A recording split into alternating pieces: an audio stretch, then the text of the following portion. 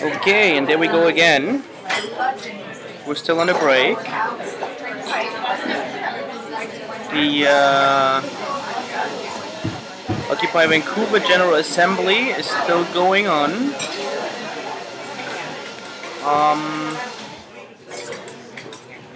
Just find out how many people are there.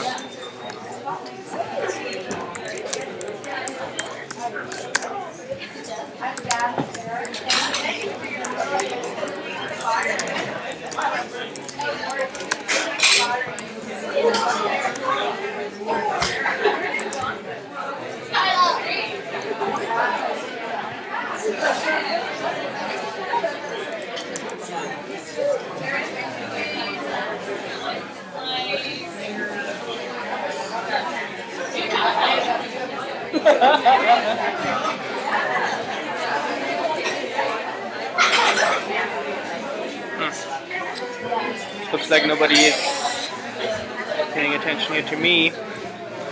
That's okay.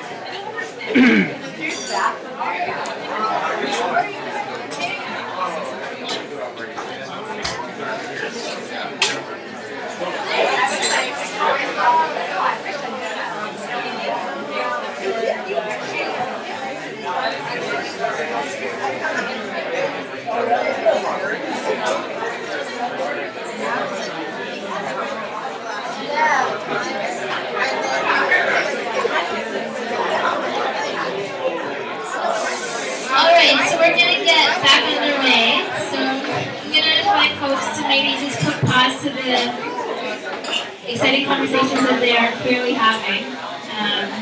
I know tonight probably has generated a lot of different ideas.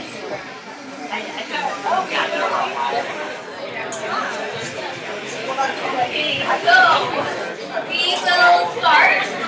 Maybe I'll try to get people's attention. Okay, if you can hear me, clap once, clap once. If you can hear me, clap 2 times. If you can hear me, clap 3 times. Awesome. Okay, so the reason I did that is because we're trying to gather people's energy back together for the discussion.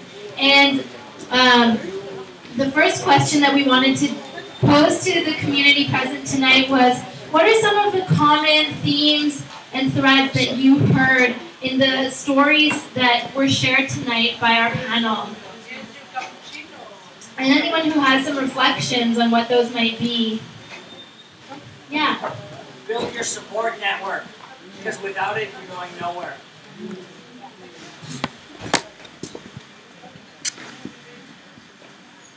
And the panelists are also welcome to answer these questions, but we are going to throw it first out to the community. I agree with that. One of the things that we did in McKenna, and one of the things we weren't that conscious of, but was that we were building the support network on 2 fronts. One was the kind of community outside the doors, and the other was through the volunteers, that community. And so that community really held things together. And then the other community came and went, but when you were pushed, that outside community came through for us. So what are some of the other linking stories that we heard coming out, themes that seemed kind of persistent through the different stories that we heard tonight?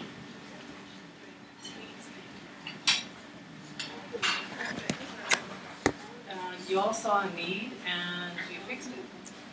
Bravo. Huge reliance on volunteer labor. And it wasn't mentioned, but I'm sure negotiating how you keep people involved and feeling not burnt out is a big, constant part of the work.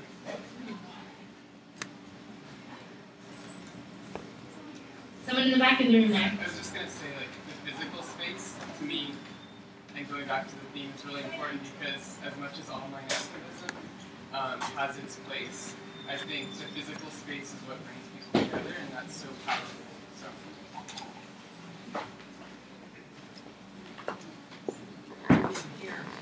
Oh, you didn't hear. So the very fact of physical space. Totally. Bringing people together. And accessibility. Right back there. Another common thread that I've been involved with myself is struggle communities. struggle to keep the spaces open.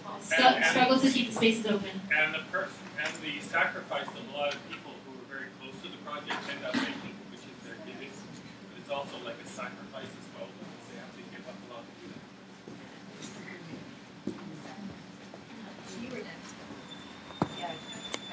I think that the comment about a support base and the importance of real physical community and a real physical space really reinforce each other, because people just stumble upon your space and see what's going on there, and they get involved in ways that are so powerful because they're real and physical, and you stumble on things that you wouldn't otherwise find. Like when you don't have to go looking for it, you don't have to know it's there. It's like a library. You can find something that you had no idea about. And that, I think, really builds a broad support base. Any other common threads, please, Anna?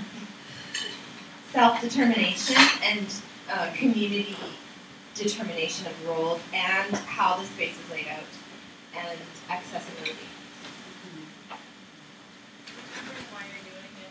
Remembering why you're doing it.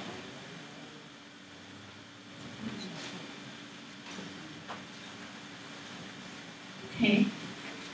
Maybe we'll move on to the second question. Oh, yeah. Okay.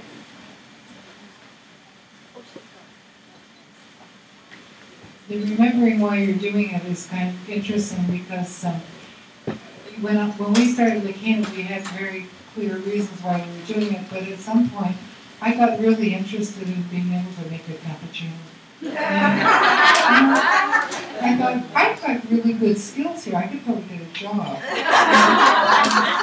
So I think that what happens is that you come in for one reason, and if you're open, you might get other things happening too. I'm going to invite Rin to say one more thing. Okay. Just building on what Anna said about a space that's self-organized, that's something that we notice a lot in our store, especially when new volunteers come in, is that there's no boss and there's no set of rules about how you're supposed to do stuff. And it's a space where we live so much of our lives with an authority figure telling us what to do, where to go, when to be there, who to be responsible to, and for what, and under what circumstances. And a space where all of that is much less present is so powerful in terms of realizing your capacity to think for yourself and do for yourself, both as an individual and as a community. And a physical space makes that happen so much more so, because you can, with your collective power, get out of the sort of hierarchical way that we're used to being organized and into a space where we're more free of that. I think Well, I just wait. No, I was just gonna build on that, in that, like, the physical space. Yes, it grants that that space for people to grow, but also common thread in all that is everyone that's there takes it with them. So, as said before, it's not just about that space; it's everywhere. It's within you, because you take it with you from growing within you. I think linking up is good, because we learn how to do alliance work and build that alliance work. But we're also faced with so many challenges as a political organization. It's not easy to, for example, find money to fund our spaces. So it is really important that for people within the left circle have to really realize that we need these spaces for us to talk about our issues. And I think this was the reason why, even though we were so tight with our money, our community is so poor, we're able to organize the women to find ways and means. We did our catering, not just catering, but it's also political.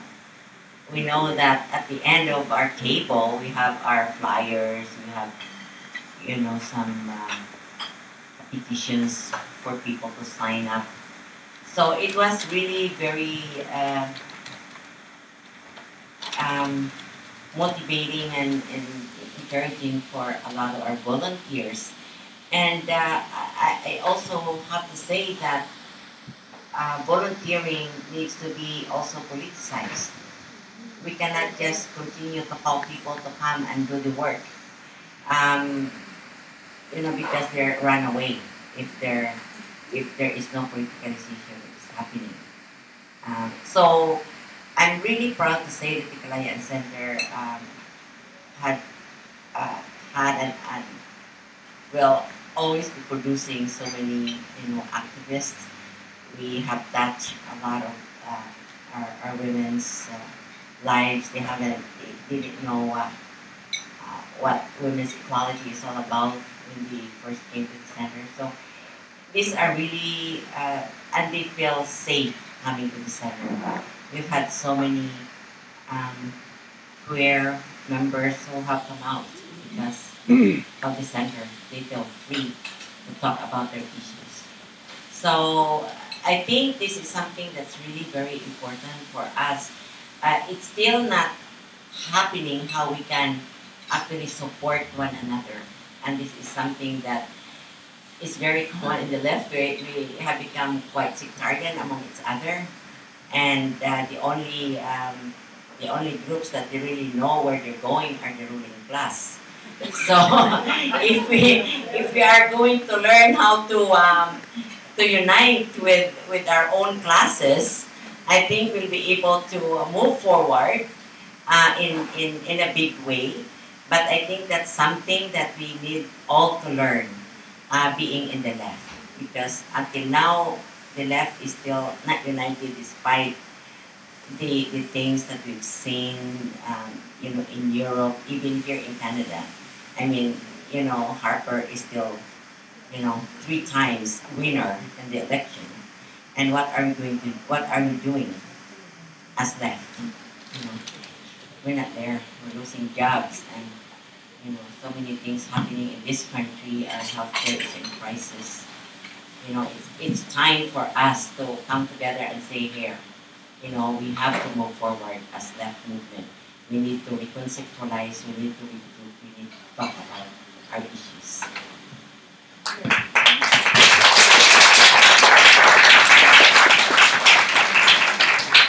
There are 2 more comments that wanted to be made about this question, so I'm going to send it to the back, and then I'm going to send it to Anna, and then we're going to move on.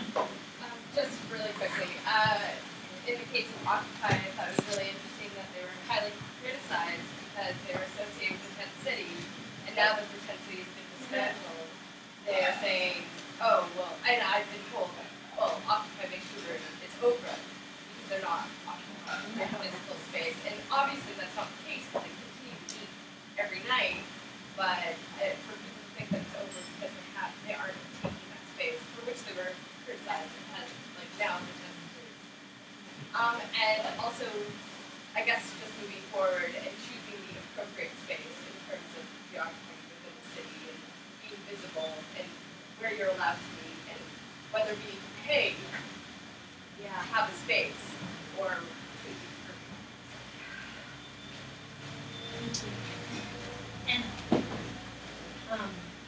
Just a theme that I noticed tonight is sharing stories, partnering with each other, celebrating histories, and listening to and learning from our elders, the people who have gone before us, and have so much wisdom. And I can't say it enough. Thank you. Thank you. So we have a plant in the audience who was given a question earlier, Linda from Enya. And I'm going to ask her if she'd be willing to read that question out loud now for us to deal with as a community. Thank you, Linda. Sure. What is the role of having a radical space for organizing in the context of intensifying gentrification in Vancouver? Did everyone hear that? So what is the role of having a radical space for organizing in the context of increasing gentrification in the city of Vancouver? What is the role of having radical spaces for organizing in the face of gentrification? going to say I'm a little dismayed by the recent municipal election because we did lose some of our strongest advocates on council for Coke who are very much addressing or trying to address some of these issues. So I think, I don't know if we need to really put that pressure on the municipal government. Obviously, there are so many other levels involved in land and property and larger forces at play, but I would open up to anyone who's been thinking about this because I really am concerned about where things are going with the municipal process. So in the context of vision and whether this is actually going to get to where we need to be when it comes to education, I would say it's not. I'm going to invite folks who are in the back over there and folks who are way over here to really shout as much as possible because I know it's hard to hear and it's then hard to repeat it. Yeah.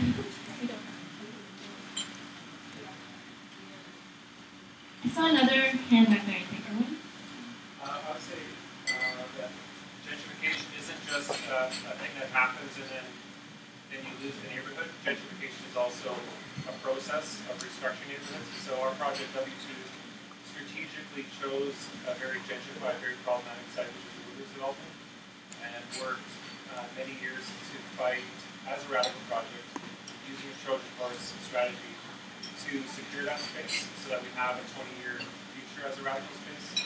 And we do that using a parallel infrastructure model, which is all about being self-financed. We sell beer and we sell coffee. That's how we pay our bills. So we're 93% self-funded. And so those are strategies I think that are, I think we need to look as a community, as Cecilia said, we have to work against sectarianism. We get a lot of shit talk because W2 is in a gentrified spot. But I think when we look at the myriad of types of spaces, we have to look at different models, and that there's strength in those different models, and there's also strength in the alliance work that we do. I've experienced with 5 out of the 6 spaces that are on the panel over the last 25 years, and I think we all learn from those models, and these are very, very difficult neoliberal times. Gentrification isn't just like something that's happening in the downtown east side, it's happening to our neoliberalism. Aggressive free market capitalism is happening in all sectors of life. So we need all variety of models, we need all the variety of lessons from these spaces. Like Lacana shut down because the revolutionaries that were running it didn't want to serve coffee to them. They had higher priorities around political work. But there's different models, and we have to learn from those models and think about 10, 20 years from now, how are we actually going to survive as a resistance community?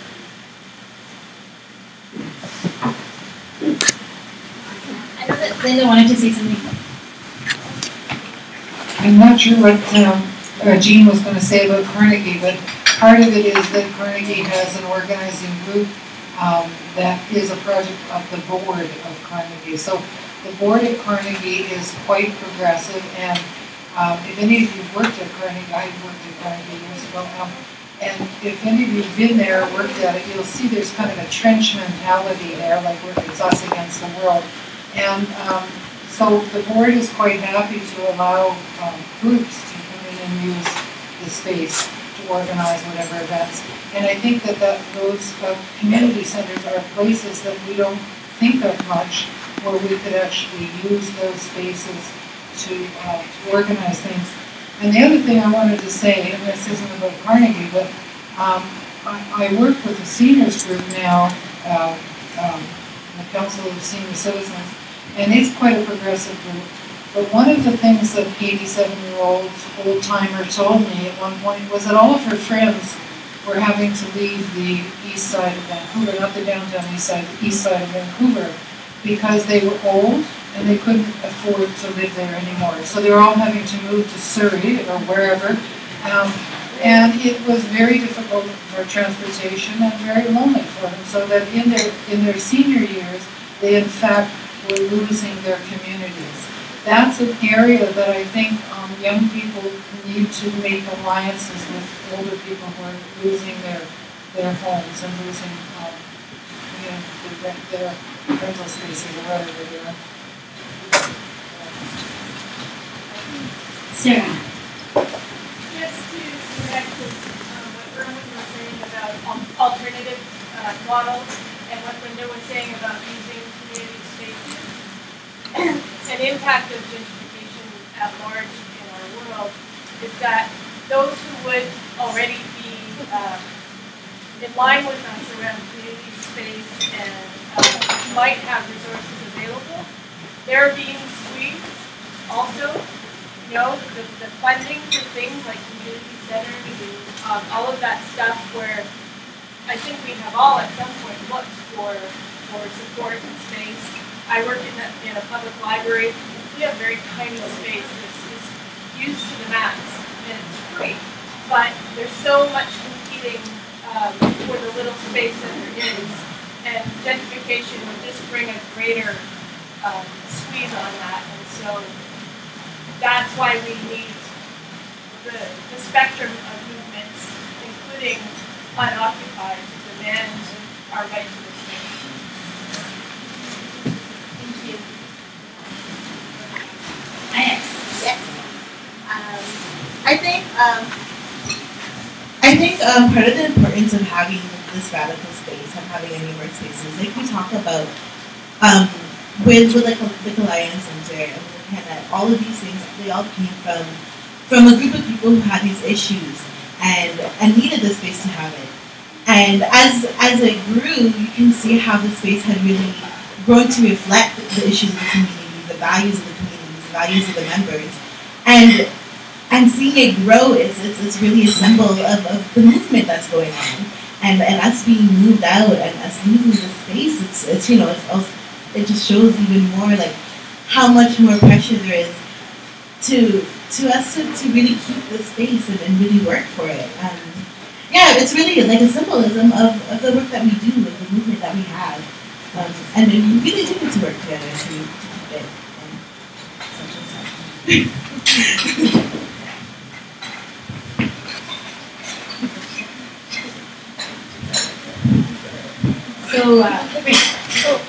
Okay. I'm gonna pass it to please. Yeah. Okay.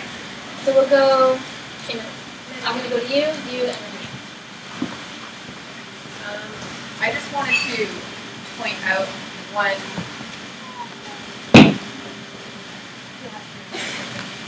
one thing that can be a concern when it comes to radical spaces is that, I'm involved particularly in arts activism, and artists have often been foot soldiers of gentrification. Somebody said that. And so it's really hard to know how to create these spaces. I mean, first of all, it's difficult. It can be difficult to get funding in neighborhoods that are increasingly gentrified. Once we're there, how do we hold that space and not actually contribute to the gentrification? So it's not something that that I think anybody has the answer to, but it's just something to keep in mind when choosing a neighborhood to move into with a radical space. Like, what are you bringing to that neighborhood that's not necessarily positive?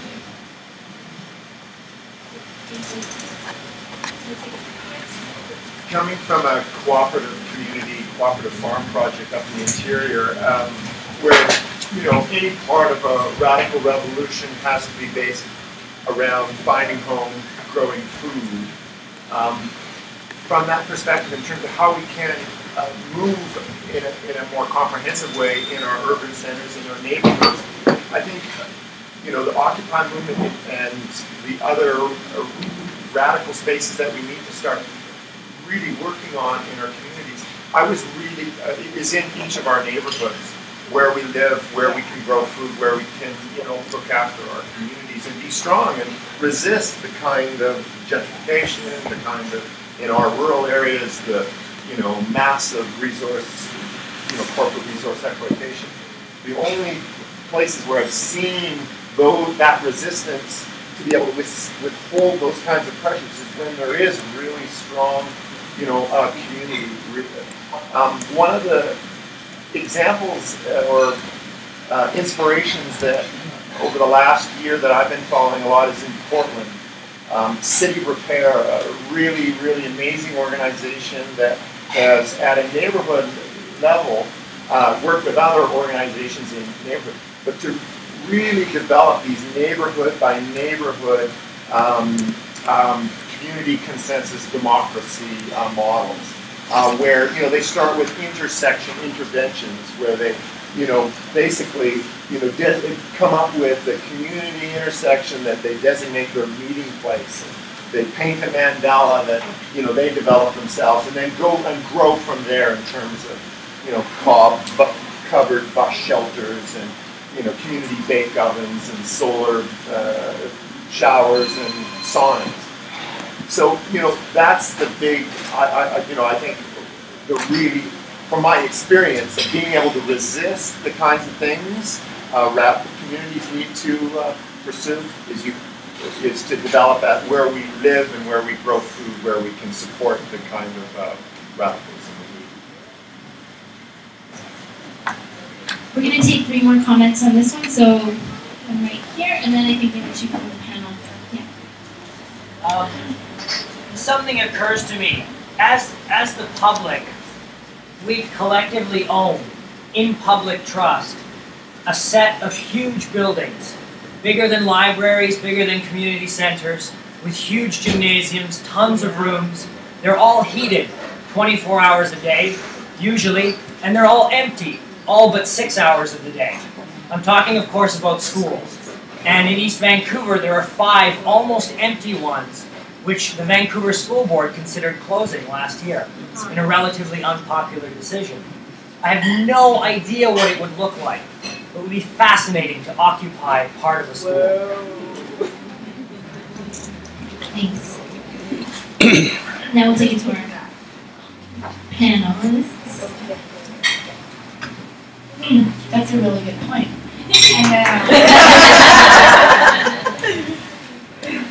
And that's the power of occupation as a tactic, in the sense that it can be replicated by anyone at any time, in any place. And that's why you see this a coordinated action both in Canada and in the US to shut it down by the municipal governments, which, and I'm sure by and the provincial ones as well. Christy Clark and the BC Liberals try to get a blanket injunction to prevent us from occupying any space, essentially to criminalize a peaceful movement for social change. And so the question becomes, once you start criminalizing peaceful activities, what else is left? And this is the reality of our situation. Occupying a public space has been met with such inherent violence under the pretext of safety concerns. It's an abomination. And why shouldn't we take over these spaces that have been abandoned and worry about certain bylaws or getting arrested? This is their only threat. If all of the people in this room and maybe 100 more people went took over Little Mountain Neighborhood House or whatever that's been shut down, that's a powerful statement. And I firmly believe that the reason they don't want us to do this is because when you occupy a space, it signifies continuity. It signifies a sort of setting up roots in a space, and they don't want that to happen because they realize that tactic is so powerful. They would rather shut it down and have all the threats that the state does. We'll put you in prison, fine you $10,000, 12 months, all this stuff, injunction, it's bad, don't go there, folks. And it's, how long do we have to wait for things to get so bad for us to resort to a tactic that is essentially extremely peaceful, is my question. Why are we waiting for them to criminalize this, So thank you for pointing that out. I don't know if I can follow that, but in terms of the point about the danger of radical spaces being used as the thin edge of the wedge of gentrification, I think it's really important for us to be aware of that. That's something we talk about in Spartacus a lot, especially since we were priced out of the block where we've been for 35 years to a new place further east that's in a neighborhood that is rapidly gentrifying as well. And we look at what are the ways that we can occupy the space to do what we've always done as a collective, and do that in a way that makes a statement about having solidarity with and recognizing that there's a community already there that we want to respect, instead of coming in as if there is no community there, as if we have all the answers, with that colonizer mentality, right? That's what gentrification is, right? It's another kind of colonizer mentality, right? There's nothing here, I know what this place needs, I'm going to change this for the better, blah, blah, blah, blah, blah, right? So some of the things that we've done in our collective to really directly kind of make a statement about that are things like having our space be somewhere where anyone can come and use our bathroom. We're in a neighborhood where there's nowhere to go to the bathroom. How inhuman is that, right? People can come in and use our bathroom. That's so much of what people do in our space. They come in and use our phone, right? We set up a phone outside of our store that's there 24 hours a day for people to use for free because there's no phones in the neighborhood, right? You can't even call 911. And if you do, they're not even going to come because they know what neighborhood you're calling from, right? So we do things like that within our collective to recognize that it would be really easy for our space to get used to further things that are the opposite of what we want. And so understanding how to stand in solidarity in like really concrete, simple ways. Like how big a deal is it to put a phone outside and keep it running? Like it takes some of our energy and we do stuff and it's surprising how much energy it does take. But it's really concrete things that we can do to point out how inhuman it is that you can't go to the bathroom, that you're expected to have a cell phone. You can't sleep, right? You can't sit still without buying something. That's ridiculous, right? And so having a space where someone can come and sit all day, pick up a book, read the whole thing cover to cover, put it back on the shelf and leave again without being hassled to buy it is super, super important in terms of making our spaces something that can occupy a space without gentrifying it. So it's possible, but we need to think really carefully and make a conscious, concrete stand to do that and to be against gentrification. I see Cecilia has one last comment that she wants to make on this question, and then I'm going to hand it over to Lisa for our last question. This is something funny, right? I just remembered because you're talking about there's even no space to use the toilet. Because there's no toilet. A few years ago, when I went to the Netherlands to attend this international conference, we've always been wondering because every time we go from one street to the next street, there's a urinal. Okay? There's a urinal. So that men can go and use the urinal. But there is no urinal for women. Okay? So one day, I don't know if we are all willing to do that. Maybe we can go out there right now. But it's true, and that's women did this. Okay?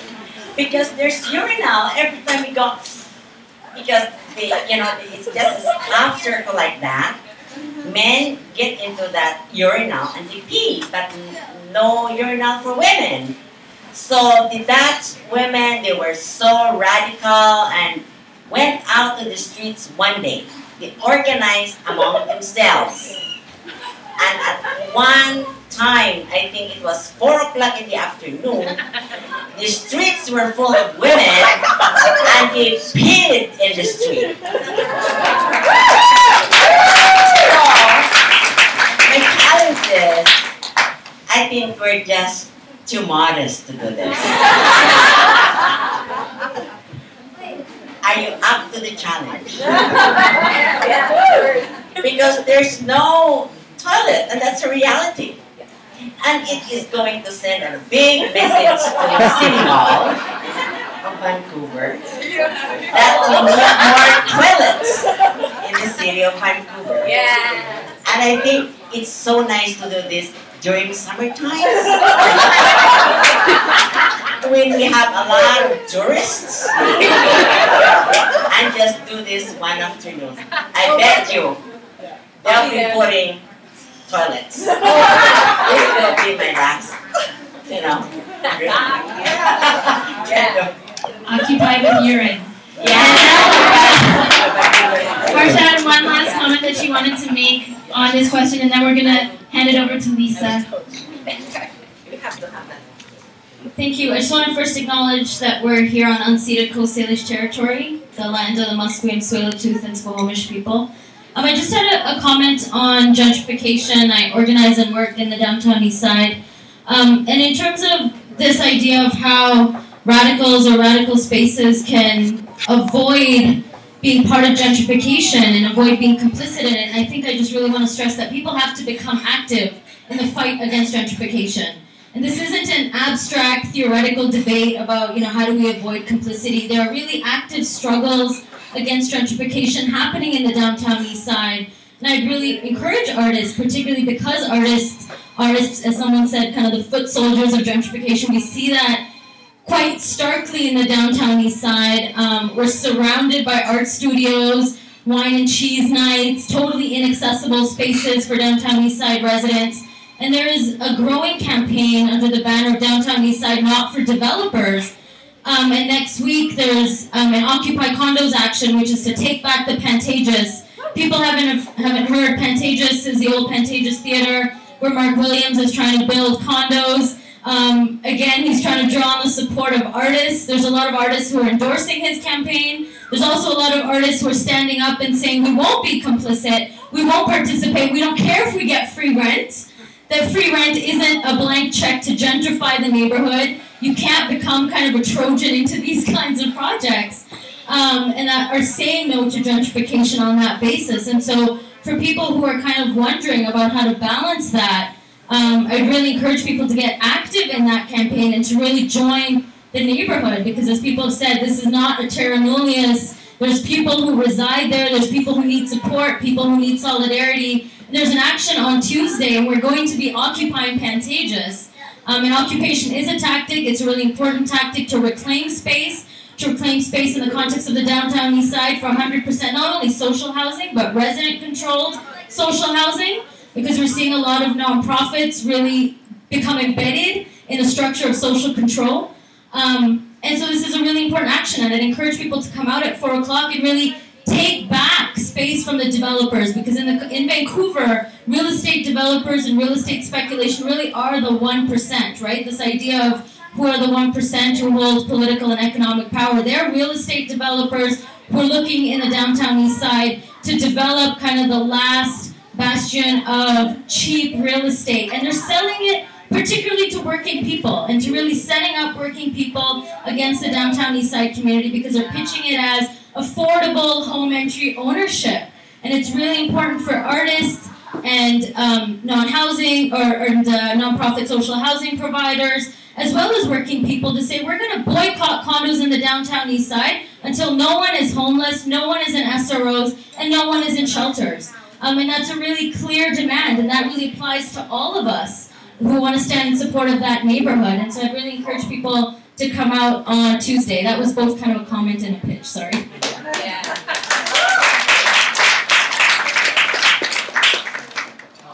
Thank you all so much for this, and I want to bring us back to where we started this evening. And for me, as I think about having this panel and having this discussion as part of Rhizome's 5th anniversary celebrations, there's so many things that I've heard that really resonate with me, and that are such a direct reflection of our experiences in starting this space and struggling to maintain this space and fighting to live a vision while existing in a society that is structured in a fundamentally oppositional way to everything that we believe in, and trying to project those visions while also trying to pay the rent and trying to pay the bills.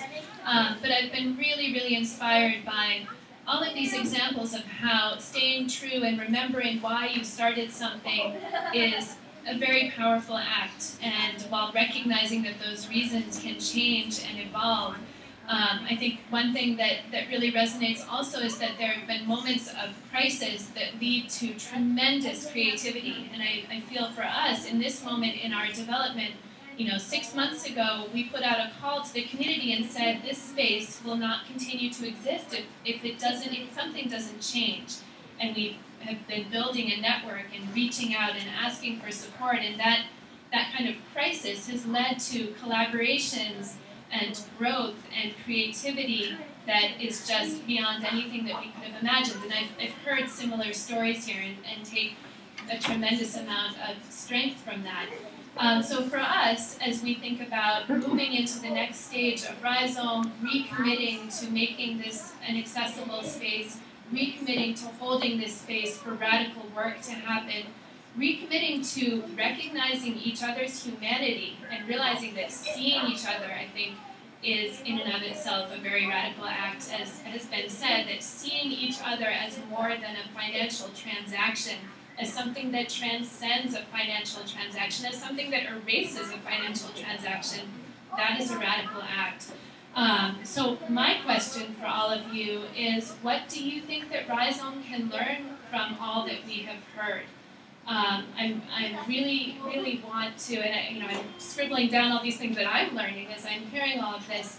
But what can Rhizome do to support the continued existence of our network, our growing rhizome of spaces? How can we better carry on the legacy of spaces that came before us? What are lessons that the panelists want to offer us? What are lessons that any of you think can help us do that work better?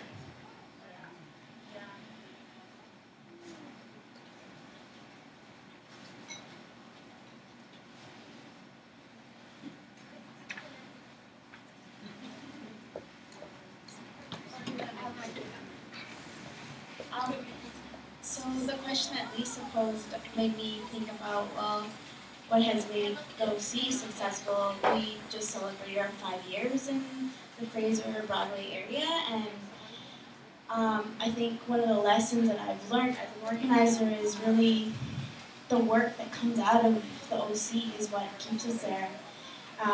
People in the neighborhood are knowing more and more about the work we do, just by walking by and seeing the posters that are hanging on our window, even though we're not open every day. And also opening up the space for community discussion groups like the Red Flags, having the movie nights and having a discussion about the movie after that. So really connecting with the people that you're, connecting with the community that you're in, and doing that. So that's a lesson for me.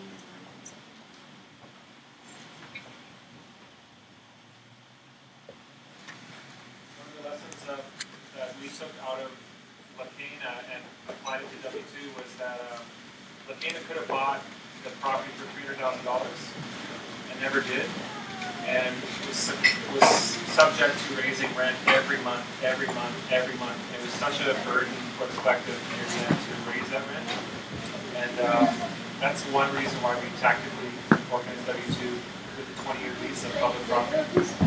And I think, and I don't honestly know, I feel a bit out of work because I don't know the lease situation here. But if there's a way to own the space in the long term, it might be better in the long run to do a capital campaign to buy out the landlord than they constantly struggling every month. And there might be more support, especially from older leftists, to actually do a capital campaign than ongoing. I think that's something that we at the Kalayan Center are really thinking. We have a vision of putting up several, floors so that we can use this space for different things like health center. We have so many Filipino women who are here and are not practicing their nursing, their skills. So that's something that the community can use and utilize. And so the space is there, and we really would like to campaign maybe next year, so that we can build the space. We're able to get volunteers, not just the people who are there every day, but some of the strategies that we have used at the Kalayan Center is not to celebrate Christmas and to bring gifts, right? If they do, they have to bring gifts to the Kalayan Center, meaning the things that we use every day. So that's some of the things that we do so that we can survive. It's like the labor, electrician, plumbers, carpenters, so we can call on them if we have things to be fixed. So it's really mobilizing the community rather than just volunteers or group of people. So it's a very you think it's traditional, but it's very important for us to think that there is a collective and there's work to be done, in order for us to do our political work.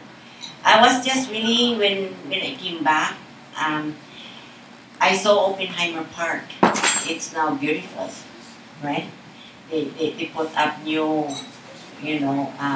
benches and everything, and I said, what's happening here?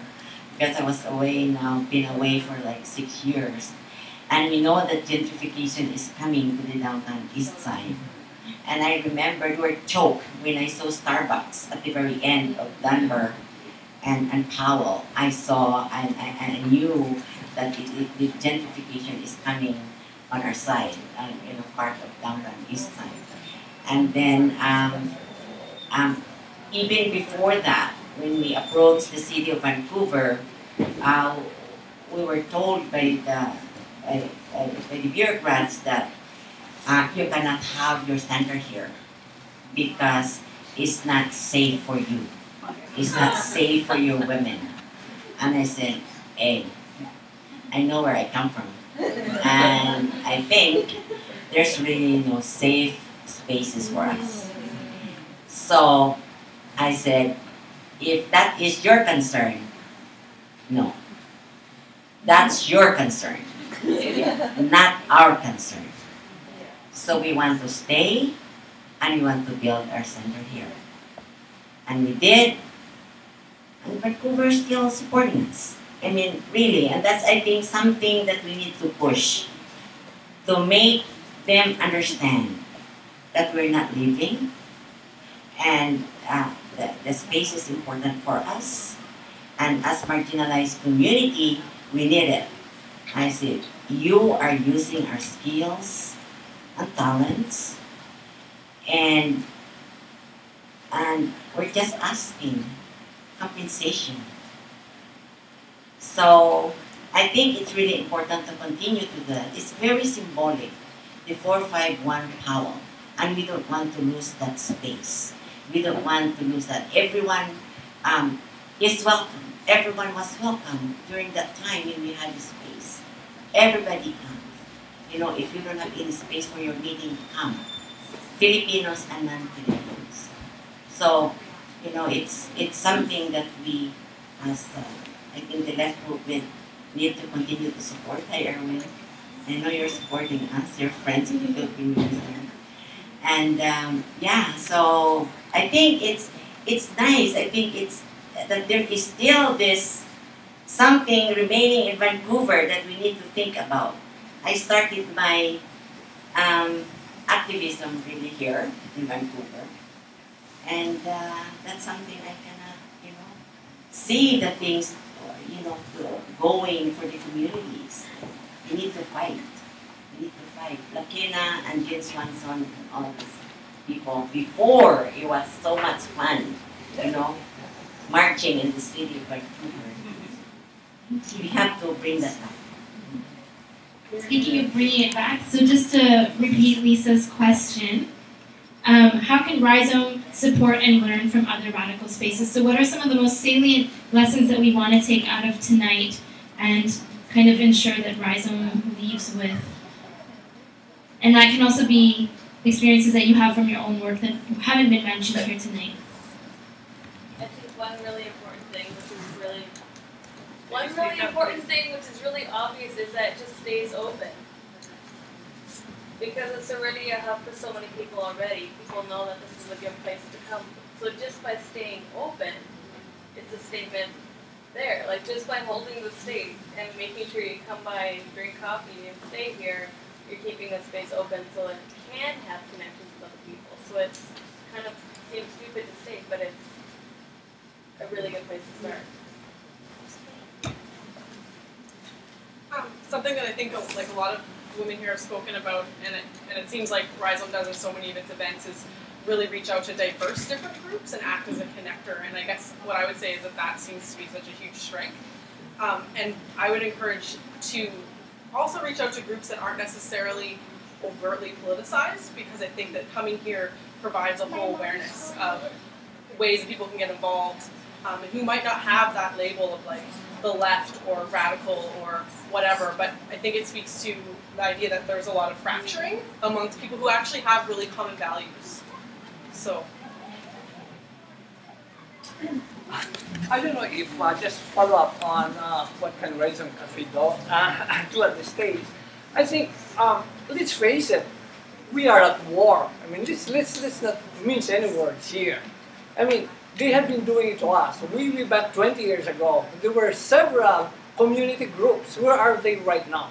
I remember in 1992, there was a group downtown. They call themselves.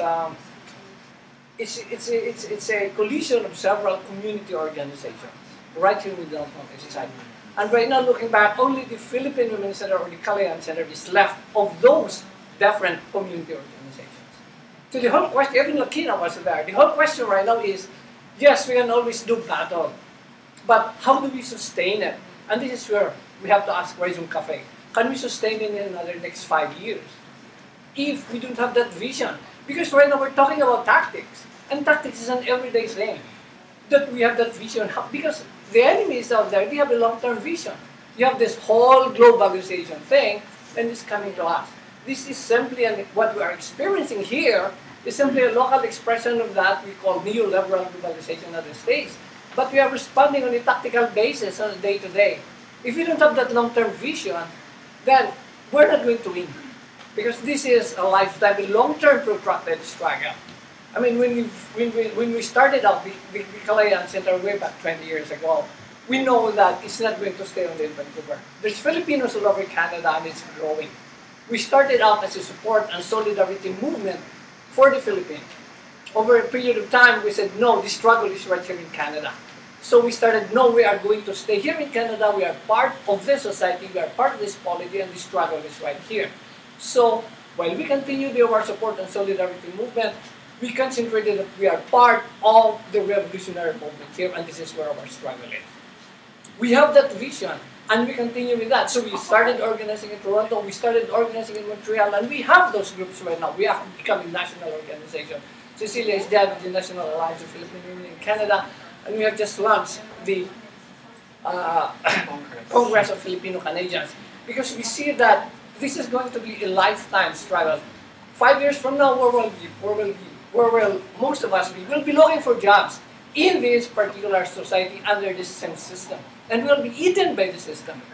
So the thing is, do we have that vision? Because we're talking here about tactics. We have been into this movement. I've been here since 1978, and I have seen the left movement. We do the same thing. We repeat it almost, because after a certain period we lost. Then the next generation takes over. They do the same thing. Now, this Occupy movement is very, very creative. We know that. They're offering something new. But some of these things have been done in the past. Let's not kid ourselves. The enemy is right there. Every day it is planning. Every day it is coming up. The gentrification was not done only a couple of years ago. It's been there because that's how the whole system operates. So we can say, let's start having that long-term vision for ourselves as well. So Rhizome Cafe, what could exist? It might even exist for 5 years. Lakina was able to survive for 18 years. Then it passed on over until the new generation has taken over. I mean, Cecilia and I had been involved here. We came to Canada when we were relatively younger. We plunged right away, and we have seen. People were telling me in the 1980s, the bottom of the barrel has not been reached by the crisis of the left. We still haven't seen, we still are not sure if we have reached the bottom of the barrel. When are we going to get out? And we always say, let's start having that vision. And what should be that vision, we're diverse, as what was mentioned here. We have so many visions, but we have one common denominator here. We're all in this for something new that we wanted to see. And the something new is we start this dialogue and all that, and let's keep the Rhizome Cafe open, but let's get rid of what we say are sectarianism of the past, but then let's learn the lesson of the past as well, because I think the past has so much, it has so much to teach us, so that we don't repeat the past, the errors of the past, but we can learn the successes of the past and bring it into the future. That's all I can say. Thank you. We'll take, I think, maybe 3 more comments total for the night. So Denise, Peter, and then Jasmine. Thanks everyone for tonight. tonight. As a many-generation Vancouverite social activist, I'm hearing things that I've heard for decades.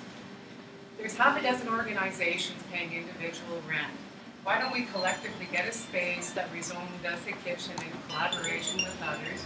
Why don't we petition the Vancouver City Hall to give a space at the Olympic Village, the place that is available? And actually this suggestion came from the person I go to for physiotherapy. Wouldn't it be a great legacy for Vancouver to give over this albatross that's a great environmentally sustainable place called the Olympic Village to all the homeless people and social activists for a better future? I say collectively, let's work together and take over that space. It's just a quick comment, and I'm sure that that rhizome staff and Lisa and Yetta all been. I thought of this at some point or another, but it was brought to mind when one of the panelists talked about the movie The Pig, where workers whose factories were shutting down in Argentina cooperativized it, and there are other businesses I looked at in school where they opened up to co-ownership as a cooperative, and so it's obviously very sticky, and obviously it doesn't work everywhere, but in terms of a long-term model for being the democratic and economic justice organizations we want to see in the future, like it's also a great way to share the risk. But it's not just you as the owners of the business. It's your workers too. So I don't know. Obviously it's not my business, not my work. Yeah, at Rhizome Cafe. I'm not that old, but I've been following you since the inception. And thank you so much for providing so many community organizations with this type of space to allow this conversation. Great events today. And truly from the bottom of all of our hearts, it does make a difference. And we really do appreciate all of your hard work. And the logic of capitalism is really brutal, and Vancouver is the second most expensive city in North America. This is a very hard city to organize in and to find space to organize from. This is our reality, and therefore more reasons to occupy. Because ultimately, no, this is a serious point though, ultimately, if we successfully were to take over a space and occupy it, then simply the threat of an occupation will make people listen to you. You see, right now, we don't really have that many bargaining chips. The collective rights of unions, of groups, has been eroded to such a point where it's just like the constant struggle, the cannibalism that it breeds. We need more tactics on the table so that even if you were to threaten to not shut down and continue the space and just not pay rent, that would get people to listen to you. So I feel like introducing a mailing list and just getting all of your emails of all these beautiful faces and starting something, here with everyone here tonight and taking it from there and helping to help defend spaces like Rhizome and also create more spaces in our society. The right to public space should be an essential right, and that doesn't mean adhering to a bylaw that says you can't have political conversation or discussion after 10 p.m. in a park. Yeah. Not at all. Really, so not at all. So this illusion of freedom and all this stuff, we need to exercise these rights or else they're taken away from us permanently. But thank you so much. Mailing list. I will piece of paper, and if you're interested, please put your email on the mailing list. I'll drop one right now. Okay, great, awesome. And so that brings us to a close, folks. Thank you so much to all of our panelists, to everyone here.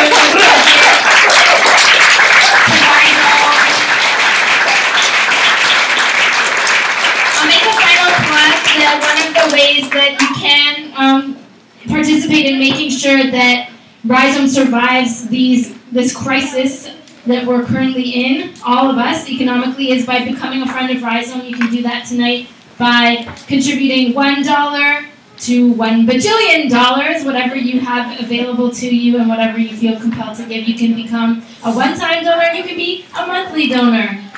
So there are lots of ways to support. And I also want to just keep people's attention to know that there's going to be a lot more stuff coming out from the Rhizome Movement Building Center, and so please to keep your eyes peeled, and if you're willing, give us your email addresses so we can make you.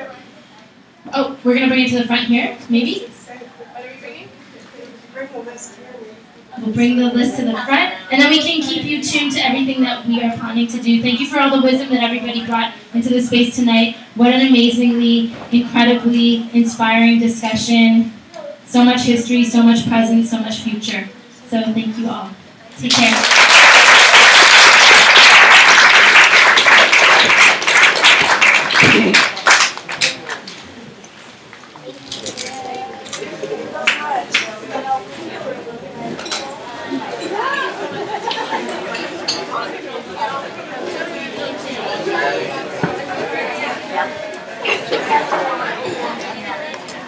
Sorry, one more announcement. For anyone interested, Stephen Harper, Quincy Clark, and all their cronies are going to come to Science Room tomorrow at 12 p.m. and Occupy Vancouver is planning to occupy this photo op. And so we invite everyone to come if they can tomorrow at noon at Science Room. Woo! Thank you. It's hard to imagine here, you know. And we're going to be there with the live stream, of course. Oh, the end of the live stream, yes. How many people were watching? I have no idea. I know that on the main stream they're showing faces right now. We're like on the Media stream because the GA is still going on, I guess. And well, I had a message for the GA about canceling the GA tomorrow night and attending that other public forum about the 99%. I'm gonna go independently from the Media Corp and cover it. Thank you so much for coming tonight. I appreciate it. Yeah, no problem. I guess peeps, whoever's watching, I'm gonna go offline, and we're gonna talk soon. Well, actually, no, I'm just gonna leave it here for a little while. I'm gonna get the atmosphere.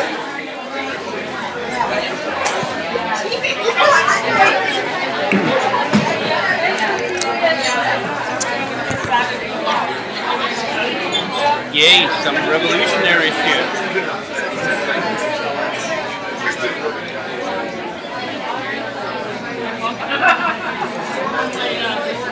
Yeah.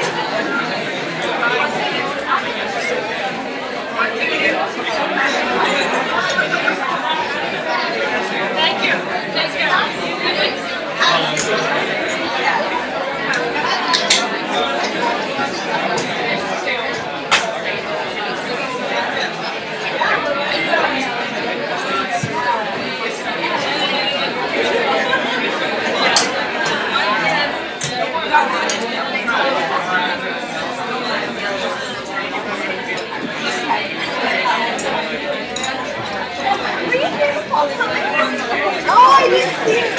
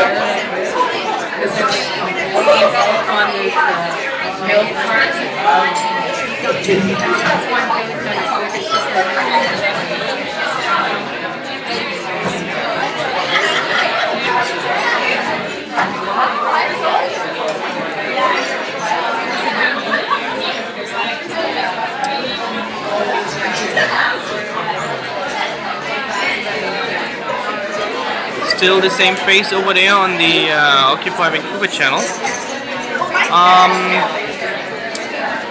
I fix you quite a truckload, and I'm gonna go offline, and we'll see you back tomorrow before noon. Okay, have a good night.